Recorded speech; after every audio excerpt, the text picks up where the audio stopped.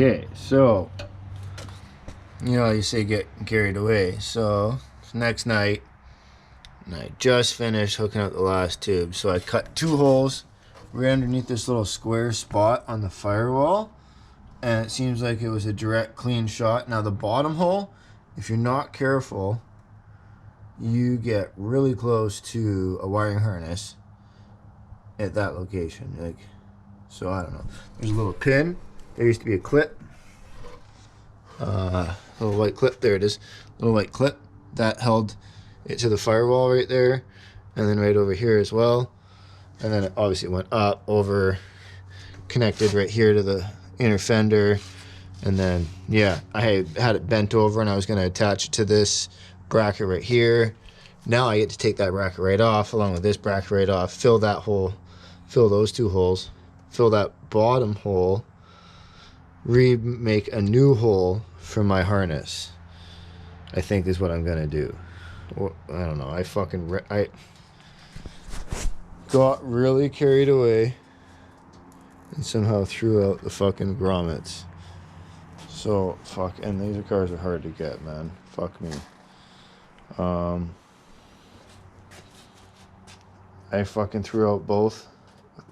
Every grommet except for the 2 for these 2 right there I have. So I'm going to reuse those on that. That gets a break. The throttle cable gets hooked up to that. That hole I'm going to reuse for the clutch slave reservoir. Clutch master reservoir. That hole under there, I guess I have to cover. That square I'm going to cover. This little thing right here, that little bracket, I'm going to take that off. That bracket's off, that bracket's off. This little tang right here is coming off. This is going to get a plate right across the whole fucking thing, and then I'll cover those holes. Plate right over this whole thing, cover those holes. Drill a new hole in the plate that's circle, and run the intake pipe through the circle hole, just so everything looks super nice and clean. I'm just going to be super nice with this build. I want everything to be perfect. So I'm going to spend a lot of time fabricating nice pieces. Like my catch can. I think I might fabricate a catch can to sit right in this whole little square spot right here. Or maybe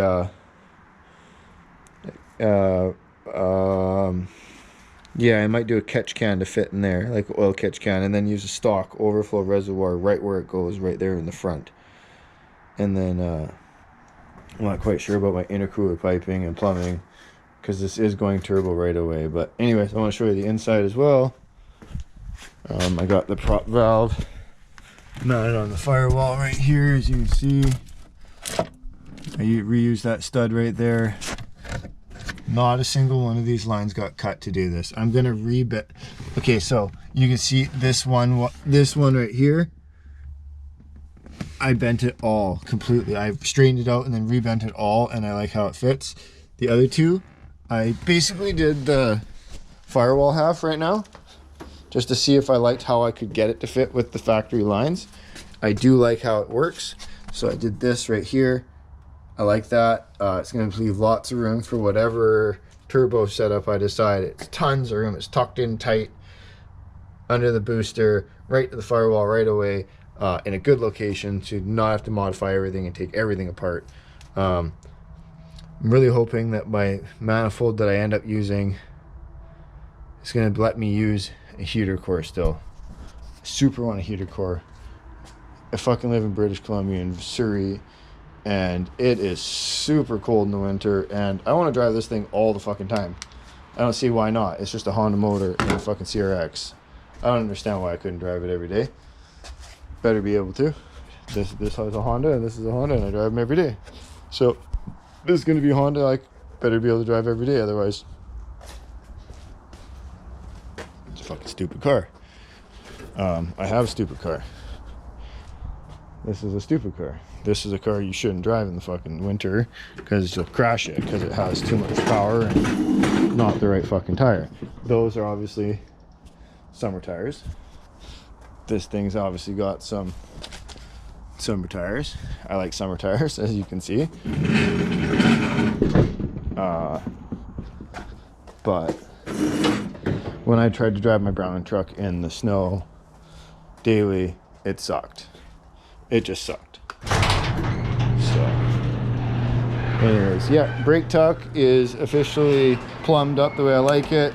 As far as the engine bay, I'm gonna reconfigure it a little bit when I finalize it under the dash. The next time I go ahead and kind of pull it apart for paint or whatever, but I'm just trying to figure out what holes I do and don't want. Start making some metal templates and stuff like that for stuff that's getting covered, and start shaving some stuff, and then we'll see if I just want to stitch weld everything, or if I'm going to fully plug all the holes and body work it. If I stitch it along with some other seams, it'll be more like race car.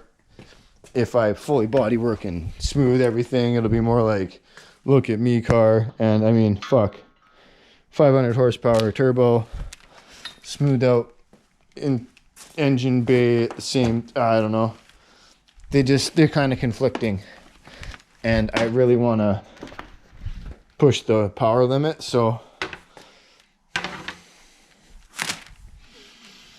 fuck, you know what, this thing might just get stitch welds, just because proper race car build. You know, I'm gonna plug it with stitches. I'm gonna commit to it right now. It's getting plugged with stitches, and it's getting an engine bay. It's getting painted gray, race car gray. So when you have a leak in it, you just see it. Cross member, I'm just gonna redo black, factory OEM style suspension. I'm gonna powder coat and paint everything under that car. It's gonna look fucking brand new, but it's gonna be race car gray. I'm gonna commit to it right now. That's what's happening. Stitch weld and race car. Until next time, enjoy everybody.